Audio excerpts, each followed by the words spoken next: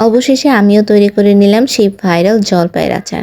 ইদানিং কয়েকদিন ধরেই দেখছিলাম ফেসবুকে শুধু এই জলপাইয়ের আচারের রেসিপিটা আমার চোখের সামনে ভাসছিল। তাই আমিও আজকে বানিয়ে নিলাম। হ্যালো এভরিওয়ান, আসসালামু আলাইকুম। আজকে হচ্ছে জলপাইয়ের আচারের রেসিপি নিয়ে চলে এসেছি। অবশ্যই আজকের এই ভিডিওটা আপনাদের সবার কাছে ভালো লাগবে আশা করছি আমি। আর এর জন্য প্রথমে হচ্ছে 2 কেজি জলপাই নিয়ে নিয়েছি। আর জলপাইটাকে খুবই সুন্দর করে পরিষ্কার করে ধুয়ে নিতে হবে। আর জলপাইগুলো ধুয়ে নেওয়ার হয়ে গেলে এখন এখানে বটি নিয়ে নিয়েছি। আর বটির সাহায্যে এভাবে হচ্ছে কুচি কুচি করে কেটে নিব। আর দুই সাইডে সুন্দর করে কুচি কুচি করে কেটে নিতে হবে।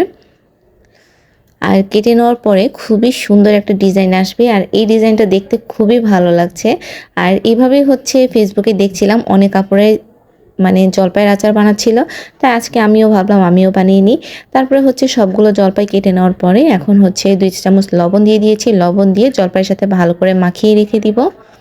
এভাবে মাখিয়ে রেখে দিলে জলপাইয়ের যে এক্সট্রা টক ভাব আছে সেটা হচ্ছে চলে যাবে, মানে পানি হিসাবে বের হয়ে আসবে। তারপরে এই তো এখন হচ্ছে পানিটাকে ঝরিয়ে নিচ্ছিলাম। আর অনেকখানি পানি বের হয়েছিল। তারপরে এভাবে হচ্ছে সবগুলো জলপাইটাকে মানে পানি ঝরিয়ে নিব। আর দেখতে তো পাচ্ছেন কতগুলো পানি বের হয়েছে। আর এভাবে হচ্ছে চিনিটাও কম লাগবে আর টক ভাবটাও কম কম থাকবে। তারপরে হচ্ছে এখানে এই তো বেশি করে শুকনো মরিচ নিয়ে নিয়েছি। আর মরিচটা আপনাদের যে যার পরিমাণ অনুযায়ী নেবেন। আমি একটু টক ঝাল মিষ্টি করে বানাবো আজকে আচারটা। তারপরে হচ্ছে এখানে তেজপাতা নিয়ে নিয়েছি, দারচিনি, এলাচ। তারপরে হচ্ছে এখানে 1 মুঠের মতন পাঁচফোড়ন নিয়ে নিয়েছি। আর পাঁচফোড়নটাকে হালকা একটু টেলে নিতে হবে। আর এখানে যা যা মশলা দেখিয়েছি সবগুলো হালকা টেলে নিতে হবে। টেলে তারপরে গুঁড়ো করে নিব। আর এখন হচ্ছে চুলোতে প্রথমে কড়াই বসিয়ে দিয়েছি। কড়াইয়ে সেই পাঁচফোড়নগুলো দিয়ে দিচ্ছি। পাঁচফোড়নগুলো দিয়ে হালকা একটু টেলে নিব।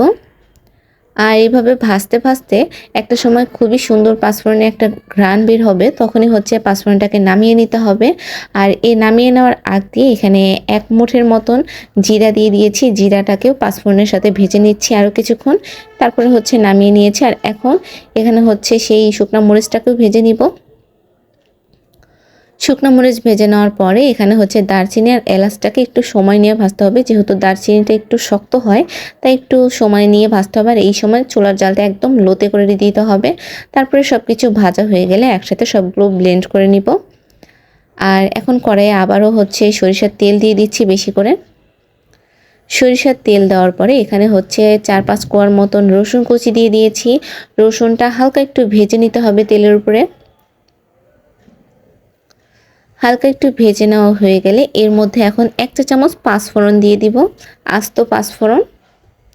আস্ত পাঁচফোড়নটা দিয়ে তেলের উপরে কিছুক্ষণ ভেজে আবারও দারচিনি, এলাচ, তারপরে হচ্ছে তেজপাতা দিয়ে দিয়েছি। দারচিনি 2টা, এলাচ হচ্ছে 3-4টা দিয়েছি আর তেজপাতা 2টা দিয়েছি। তারপরে এখানে উঁচু করে 2 চা চামচ আদা বাটা দিয়ে দিয়েছি। আদা বাটাটাকে এখন ভালো করে তেলের উপরে কিছুক্ষণ ভেজে নিব, তাহলে আদার কাঁচা স্মেলটা চলে যাবে। তারপরে ভালো করে ভেজে নেওয়ার শেষে এখন হচ্ছে এখানে কালারের জন্য 1 চা চামচ মরিচের গুঁড়া দিয়ে দিয়েছি। আর তারপরে হচ্ছে 1/2 চা চামচ হলুদের গুঁড়ো দিয়ে দিব। আর এইভাবে হলুদ আর মরিচ ব্যবহার করলে সুন্দর একটা কালার আসে জলপাইয়ের মধ্যে। আর এই তো এগুলো সব ভেজে নেওয়ার শেষে এখন জলপাইগুলো দিয়ে দিচ্ছি। আর জলপাইটাকে কিন্তু আমি আগে থেকে সিদ্ধ করে নিই, কাঁচা জলপাইটাই ব্যবহার করছি। যেহেতু আগে হচ্ছে লবণ দিয়ে মাখিয়ে রেখেছিলাম, এর জন্য এটাকে আর সিদ্ধ করা লাগবে না। এটা লবণ দেওয়ার পরে এমনিতেই সিদ্ধ হয়ে গিয়েছে, মানে একটু পাকা পাকা ভাব চলে এসেছে এটার মধ্যে। তারপরে এখন এই তো সব তেলের সাথে মশলার সাথে জলপাইগুলোকে মাখিয়ে নিচ্ছিলাম, মানে মিশিয়ে নিচ্ছিলাম। মিশিয়ে নেওয়ার শেষে এখন এখানে পরিমাণ মতন চিনি দিয়ে দিচ্ছি। আর এটা একদমই আপনাদের যে যার পরিমাণ মতন, মানে পরিমাণ অনুযায়ী চিনি ব্যবহার করবেন। চিনিটা দিয়ে তারপরে ঢেকে রেখেছিলাম। আর তারপরে দেখলাম যে চিনিটা গলে আসছে। আর এখন হচ্ছে এখানে 2 চা চামচের মতন পাঁচফোড়ন গুঁড়া দিয়ে দিয়েছি। তারপরে সেই মরিচ গুঁড়াটাও, মানে শুকনো মরিচটাও দিয়ে দিচ্ছি, শুকনো মরিচের গুঁড়া। আর আজকের এই আচারটা আমি টক ঝাল মিষ্টি করে বানাবো। সবাই তো দেখি ভাইরাল আচার যেভাবে বানায়, মানে আমি ফেসবুকে যেভাবে দেখেছি সেইভাবে সবাই বানাচ্ছে। আমি একটু অন্যরকম করে বানালাম। আমি যেভাবে বানাই সেভাবেই হচ্ছে আজকে আপনাদের সাথে শেয়ার করছি। আর এই তো এখন দেখতেই তো পাচ্ছেন জলপাইগুলো একদম সিদ্ধ হয়ে এসেছে।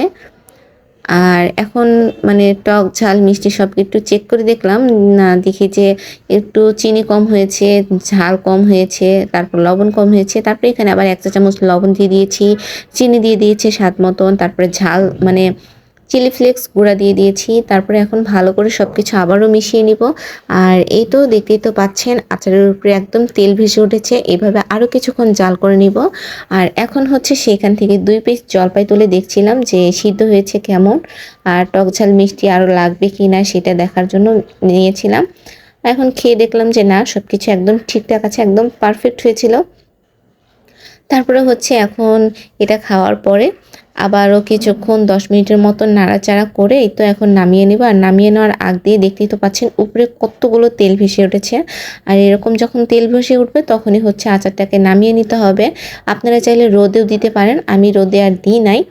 আর তারপরে এই তো এখন হচ্ছে নামিয়ে নিব। আর নামিয়ে নেওয়ার পরে দেখতেই তো পাচ্ছেন আমার আচারের একদম ফাইনাল লুক। দেখতে যেরকম লোভনীয় হয়েছে, খেতেও অনেক মজা হয়েছে। মাশাআল্লাহ, অনেক সুন্দর হয়েছে কালারটা। এভাবে একবার হলেও আচার বানিয়ে দেখতে পারেন। খেতেও যেরকম মজা হয়েছে, দেখতেও একদম লোভনীয় হয়েছে। আজকের ভিডিওটা এই পর্যন্তই। ভিডিওটা যদি ভালো লেগে থাকে অবশ্যই লাইক, কমেন্ট এবং শেয়ার করে দেবেন। সবাই ভালো থাকবেন, সুস্থ থাকবেন। আল্লাহ হাফেজ বন্ধুরা।